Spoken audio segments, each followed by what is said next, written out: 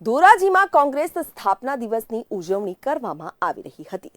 28 December 2023 ભારતીય રાષ્ટ્રીય કોંગ્રેસનો 139મો સ્થાપના દિવસ ઉજવવામાં આવ્યો હતો, જેમાં ધોરાજી શહેર તાલુકા કોંગ્રેસ દ્વારા કાર્યાલય ખાતે ઉજવણી કરવામાં આવી હતી। આ પ્રસંગે કોંગ્રેસ આગેવાનો તથા કોંગ્રેસ કાર્યકરોએ ઉપસ્થિત રહ્યા હતા।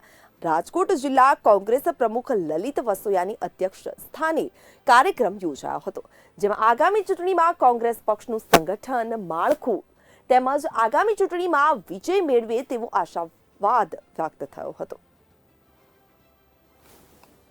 139મા સ્થાપના દિન નિમિત્તે રાજકોટ જિલ્લા કોંગ્રેસ સમિતિના પ્રમુખ શ્રી લલિતભાઈ વસોયાની હાજરીમાં ધ્વજવંદનનો કાર્યક્રમ કરવામાં આવ્યો અને કોંગ્રેસના કાર્યકરોને સંગઠિત બની આવનારી ચૂંટણીઓની અંદર જલવંત વિજય મળે અને કાર્યકરો સક્રિય બને એટલા માટે માર્ગદર્શન આપવામાં આવ્યું અને આજરોજ આ કાર્યક્રમની અંદર રાજકોટ જિલ્લા કોંગ્રેસના પ્રમુખ શ્રી લલિતભાઈ વસોયા અને ધોરાજી શહેર અને તાલુકા કોંગ્રેસના કાર્યકરોએ હાજરી આપી ધ્વજવંદન કરવામાં આવ્યું।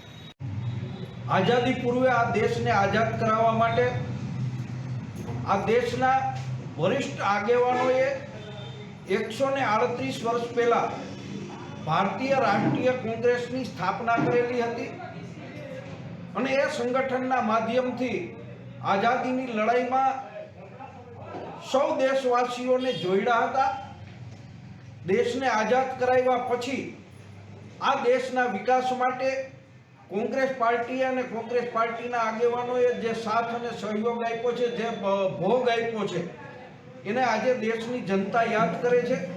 સમગ્ર દેશની અંદર કોંગ્રેસ પાર્ટીના 138મા સ્થાપના દિવસે સૌ ઉત્સાહ અને ઉમંગથી કોંગ્રેસના ધ્વજનું વંદન કરી અને કોંગ્રેસ પાર્ટીને ફરીથી સત્તા સ્થાને લાવવા માટેનો સંકલ્પ કર્યો છે।